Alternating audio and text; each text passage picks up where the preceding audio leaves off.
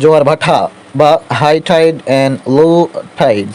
জোয়ার ভাটা সমুদ্র ও উপকূলীয়বর্তী নদীর জলরাশি প্রতিদিনই কোনো একটি সময়ে ধীরে ধীরে ফুলে উঠেছে এবং কিছুক্ষণ পর আবার তা ধীরে ধীরে নেমে যাচ্ছে।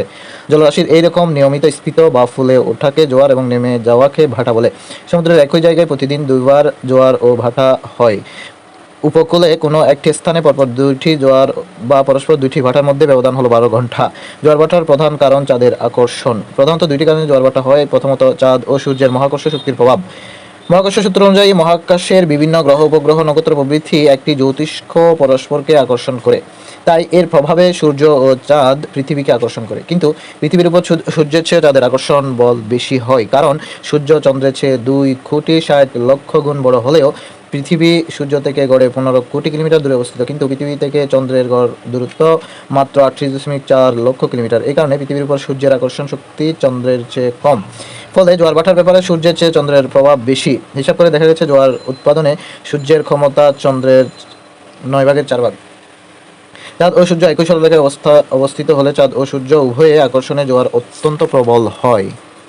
2 নম্বর, পৃথিবীর আবর্তনের ফলে উৎপন্ন কেন্দ্রাতিক গতি।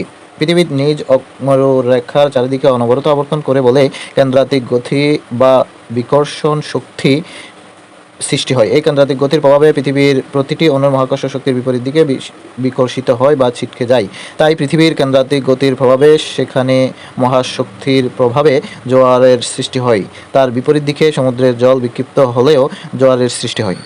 জোয়ারের প্রকারভেদ। জোয়ারকে কয়েকটি ভাগে ভাগ করা যায়। তার মধ্যে রয়েছে মুখ্য জোয়ার, গণ জোয়ার, ভরা কাঁঠাল ও মরা কাঁঠাল।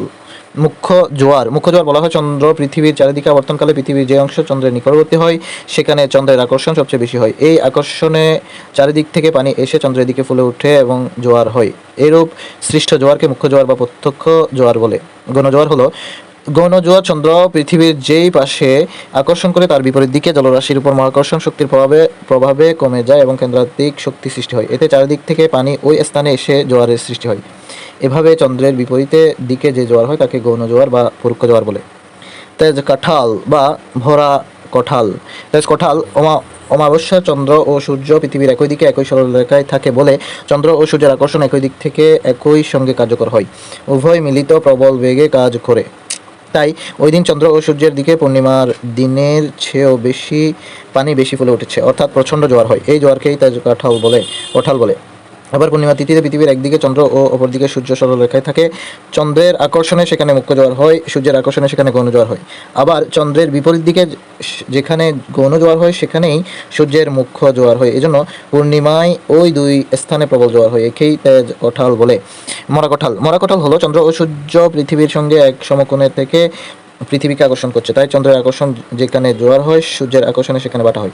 চন্দ্র পৃথিবীর কাছে থাকায় তার কার্যকরী শক্তি সূর্যের চেয়ে বেশি, কিন্তু চন্দ্রের আকর্ষণে যে জোয়ার হয় সূর্যের আকর্ষণে তা বেশি স্ফীত হতে পারে না।